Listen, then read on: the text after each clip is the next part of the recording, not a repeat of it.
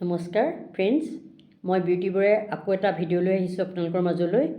Super kit mid brain activation centre তিনিচুকীয়াৰ তৰফৰ পৰা আমি যিবোৰ ভিডিঅ'ছ প্ৰভাইড কৰি আছোঁ আপোনালোকক যে মিড ব্ৰেইন এক্টিভেশ্যননো কি, মিড ব্ৰেইন এক্টিভেশ্যনৰ টেকনিক কি, মিড ব্ৰেইন এক্টিভেশ্যনৰ পৰা কেনেকুৱা বেনিফিট হয়, মিড ব্ৰেইন এক্টিভেশ্যনটো আমাৰ প্ৰয়োজন নে, বা mid brain activation adult and চাইল্ডৰ হ'ব পাৰেনে, বা এইটো এটা যাদুকৰী বিদ্যা নে, বা ই কিমান দিন লং লাষ্টিং হ'ব, বা এইটোৰ যোগেদি আমাৰ কিবা ব্ৰেইনৰ ক্ষতি হ'ব নেকি, বা চকু বন্ধ কৰি যে আমি কিতাপ পঢ়োঁ বা কিবা অনুশীলন কৰাওঁ বা চকুত কিবা হাৰ্ম হ'ব নেকি, এনেকুৱা ধৰণৰ মানুহৰ বহুত ধৰণৰ বিসংগতি বা কুৱেশ্যন থাকিব পাৰে ফ্ৰেণ্ডছ। গতিকে আমি আপোনালোকক এইখিনিতেই জনাওঁ যে আমি এই ভিডিঅ'ছবোৰ এইকাৰণেই বনাইছোঁ যাতে আপোনালোকে সজাগ হ'ব পাৰে, আপোনালোকে জানিব পাৰে আৰু আপোনালোকে বুজি ল'ব পাৰে যে মিড ব্ৰেইন এক্টিভেশ্যন সম্পৰ্কে আচল তথ্যবোৰনো কি। গতিকে ফ্ৰেণ্ডছ, মিড ব্ৰেইন বুলিলে আমি জানো মধ্য মগজু। আপুনি যদি মোৰ বেকফালে চাই দেখিব, এই আমাৰ ব্ৰেইনৰ আমাৰ লেফ্ট এণ্ড ৰাইট পাৰ্ট আমি ইয়াত দেখিছোঁ, লেফ্ট ছাইড আৰু ৰাইট ছাইড।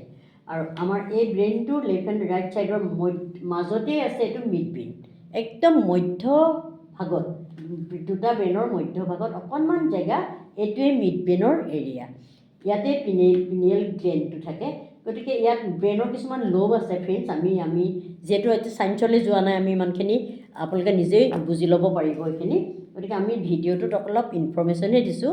গতিকে আমি মই দেখাই দিছোঁ যে আমাৰ দুটা মগজৰ মধ্য ভাগটোৱেই পিনিয়েল গ্লেণ্ডৰ স্থান, আৰু এইটোৱে হ'ল মিড ব্ৰেইন, আৰু এইটোৱে এক্টিভেশ্যন কৰা হয়। একদম সূক্ষ্ম এটা প্ৰক্ৰিয়া।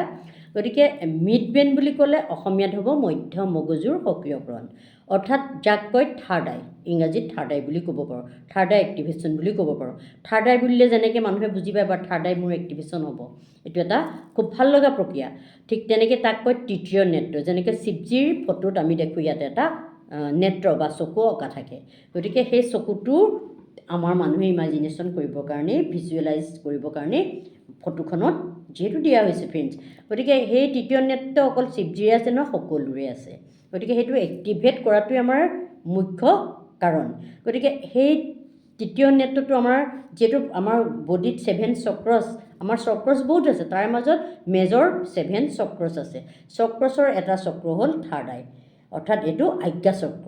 যিটো আজ্ঞা চক্ৰ এক্টিভেট হ'লে আমাৰ ভিতৰৰ অনুশীলন প্ৰক্ৰিয়াটো বা অন্তৰ্দৃষ্টিৰ প্ৰক্ৰিয়াটো আৰম্ভ হ'বলৈ লয়। গতিকে তৃতীয় নেত্ৰৰ সক্ৰিয়কৰণ বুলিও ক'ব পাৰোঁ, আজ্ঞা চক্ৰৰ সক্ৰিয়কৰণ ক'ব পাৰোঁ, বা থাৰ্ড এক্টিভেশ্যন ক'ব পাৰোঁ, বা মিড ব্ৰেইন মধ্য মগজুৰ সক্ৰিয়কৰণ ক'ব পাৰোঁ। গতিকে এইটোৱে মিড ব্ৰেইন। গতিকে এই যে মিড ব্ৰেইনটোৰ কথা মই ক'লোঁ, এই মাজৰ অংশটো, ইয়াৰ এক্টিভেশ্যন প্ৰক্ৰিয়াটোৰ বিষয়ে অলৰেডি আমি ভিডিঅ'ছবোৰৰ যোগেদি আমি গম পাই আহিলোঁ।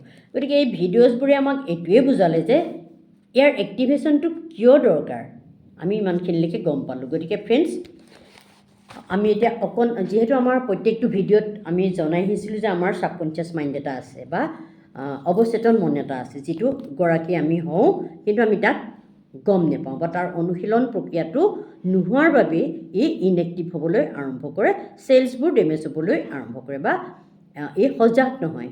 গতিকে অৱচেতন মনটোৰ বিষয়ে অকণমান তথ্য আপোনালোকক মই দিব বিচাৰিছোঁ।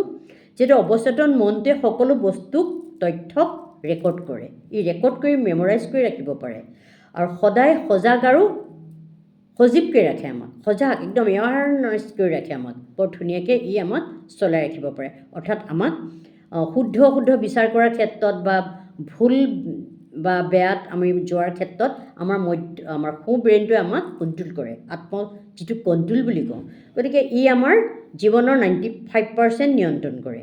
গতিকে জীৱনৰ যিটো 95% প্ৰক্ৰিয়া বুলি আমি কৈছোঁ, ইয়াক নিয়ন্ত্ৰণ কৰে। গতিকে নিয়ন্ত্ৰণ কৰাৰ ক্ষেত্ৰত আমি ইয়াৰ এক্টিভেশ্যন প্ৰক্ৰিয়াটো সেইকাৰণেই কৰিব লাগিব ফ্ৰেণ্ডছ।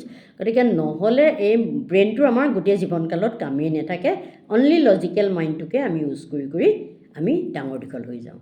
গতিকে এই আপোনাৰ লগত সপোনত কথা পাতে, অৰ্থাৎ আমাৰ যিটো ভিজুৱেলাইজেশ্যন বাঢ়িবলৈ লয়। গতিকে আমি সপোনত, অৰ্থাৎ আমাৰ জীৱনৰ লগত ই কথা পাতিবলৈ আৰম্ভ কৰে।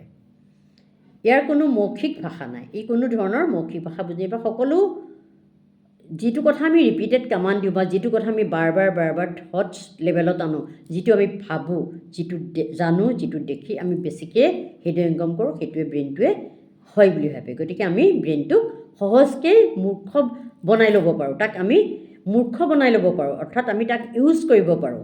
যাক যিটো বস্তু দিব সি ল'বলৈ আৰম্ভ কৰে আৰু আপোনাক পাবলৈও প্ৰক্ৰিয়াটো সি আৰম্ভ কৰিবলৈ লয়। গতিকে ফ্ৰেণ্ডছ, ই আপোনাৰ কোনো মৌখিক ইয়াৰ ভাষা নাই যে এই ভাষাটোৱে বুজি পায়। গতিকে এই সকলো বস্তুকে আক্ষৰিক অৰ্থত লয়। যেনেকৈ আপুনি আক্ষৰিক অৰ্থত ইয়াক ক'ব, সি তেনেকৈ ই ৰিচিভ কৰিব। ই একেলগে ট্ৰিলিয়ন কাম কৰিব পাৰে, অৰ্থাৎ ই বেছি সক্ৰিয় আমাৰ লজিকেল মাইণ্ডটোতকৈ। ই ট্ৰিলিয়ন কাম কৰিব পাৰে।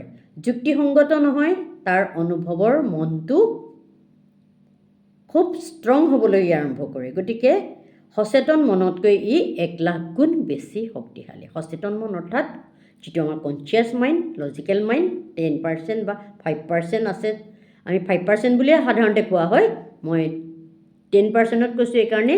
লজিকেল যদি আমি 10% ধৰোঁ, কনচিয়াছ আৰু ছাবকনচিয়াছ মাইণ্ডটো দুটা মিলাই 90% ধৰোঁ।